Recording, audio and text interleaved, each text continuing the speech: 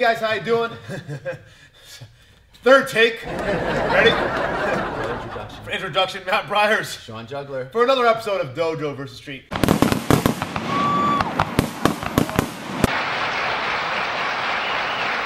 And today we're looking at ground combat and how to move around on the ground from the top position versus the ground position. And why I want to put a lot of emphasis on this is because of the multiple attacker scenario, multiple attacker thought process. That Jiu-Jitsu is a beautiful one-on-one versus martial art. When I get a hold of you, obviously it works very well. But on the ground, when I get into pinning, side control, very connected to my opponent, well, then it opens up the other area for multiple attackers. So we're gonna play around with a little guard passing / movement drill on the bottom that kind of gets you to think about how we can use knee on belly and how we can move around on the ground, but also have awareness and control if multiple attackers come in. So check it out, let us know what you think, and we'll get right to technique. Okay, start off, we're gonna play with, I'll start at the bottom first. Sean's got a little bit of a knee injury, so we'll kind of play a little bit of both roles. One of the things that happens when you take someone down, if you don't have a connection with them, is that very easy for them to get back to their feet or scramble. If you ever fought an MMA fighter or rolled an MMA fighter, which you do a lot here at the JSA, you'll quickly realize that MMA fighters or tough guys or wrestlers are just hard to keep down. So whether we do a beautiful throw or takedown in Jiu-Jitsu, that once they get on the ground, once they get in that combat guard position, well, it's easy for them to get back to their feet. So we're going to address that topic right now, how to control and keep them on the ground, but also put in shots where we can and move around a little bit too. So do you mind reversing positions? So let's just take a position right here. First, I need to create, after I throw him, take him down, whatever, I need to create control. I need to get in tight to him. If I have space, all right, or leave too much space, like I just showed you about, he's going to get back to his feet. So as soon as I come in, I need to start jamming myself in. Now, if you ever watched MMA, you know that's a big up kick right there, okay? So I can't just wade in, all right, put my face right there. I can't just wade in, put my feet right next to him because he'll grab him and take me down. I need to have some sort of control coming in. So I am right-handed, and so I like a left leg lead. So when I'm coming in, I'm already trying to jam my knees in. Now, if you also watch one of our other Dojo VS Streets, we talked about a deli heaver guard. I've got to be very careful about not letting my knee turn in. That's just good jiu-jitsu no matter what. So I'm always pushing to the outside and monitoring his feet. Not trying to, I could grab clothing, he's got it. Or here, but I'm looking now, start creating a little space to wave that knee off and slide my knee in. This is my first control point. Now I'm monitoring the leg. Obviously I start throwing my shots in here. But what's cool about this is right off the bat, I can see all around me. Now I'm gonna move to my second control point. My other knee on belly. Now I'm getting more awareness. I can see him. Obviously putting my shots on wherever I can, control him. If I'm a police officer, I'm looking for arresting. Now I'm gonna make it a little bit worse. I go to knee into the neck, knee into the shoulder. Now I'm starting to look the other way. I maybe go back and forth, all right?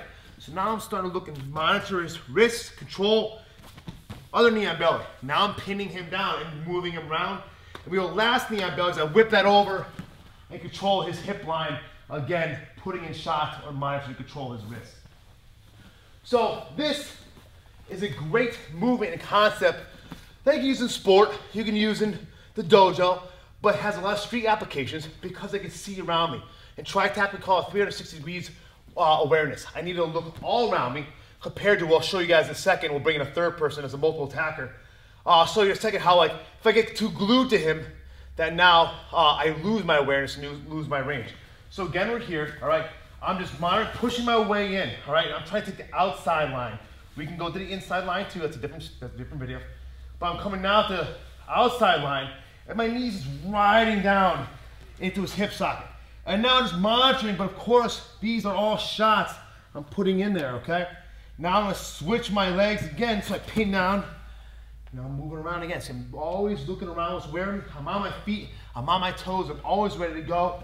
Next, I'm driving into his neck, okay? If I want to submit or control or arrest him like a police officer, I can start doing that. Or start moving around again to have all my control points aware. Sorry, buddy. Sean's a little injured today. We gotta be nice to him. Okay. Okay, so let's look at now, we'll say the most popular control position in BJJ. It would be like side control, right? And Absolutely great. I'm keeping him here. It's nice. I can attack and submit, control him. But what about the third person? Now I got number 3. Boom! I get stomped in the head, kicked all over, and now you can only imagine how bad that could get really quickly with our cameo appearance by our JSA strength coach Justin. But think about that, guys. Once I'm connecting here, Justin, can we bring you out again? Look what I can't see behind me, around me. All he has to do is just kill me. I mean, he nail my head, grab me off. I'm really in big trouble here. Okay, stay right here, Justin. Now, here I can see Justin and move, bite, and get him a quick shot there. Sorry about that. Yeah, but I now can be able to move on the ground compared to being glued to a person. And that's the only thought I want to put in your mind. When you watch Dojo versus Street, think about we're trying to inspire you guys to think a little differently how the techniques you can use here compared to out there. And this is one of the ideas, like, well, side control is great. It's a lot of control. Mount is great. It's a lot of control. But, no. So this is just one of those ideas that we want to put in your brains, guys. And the whole idea of Dojo versus Street is to inspire that thought process of like what we could do here in a dojo versus what we do in the street out there. And one of the big things in Jiu-Jitsu is controlling people, right? But if I am glued to someone, I'm stuck to someone, I better have an answer to get out really quick, okay? Hypothetically, end in guard. I need to be able to get up and escape really quick. But if I do have control, like a side control or mount, I think it's personally better off to start transitioning to a knee on belly position where you can have a higher position on them so you can see around them more. You can punch them and hit them, etc., but you're not glued to your opponent. That way, big man with a mohawk doesn't come in from the side and kick you in the head. So, thank you guys for watching another episode of Dojo vs. Street. Can you get a little smile for me, please? Thank you, appreciate it. Please stay tuned for new ones. We'll try to do one, hopefully every week or if not more. Thank you guys for watching. Oos.